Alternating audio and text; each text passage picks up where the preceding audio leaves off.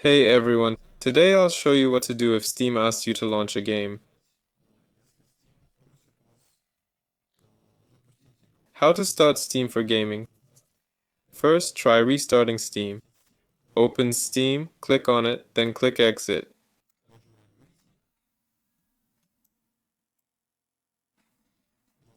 Make sure Steam closes, then restart it and see if that fixes the issue.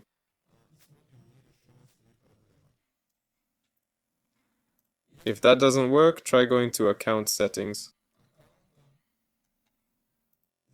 Go to Interface Settings and look for the Beta Client option.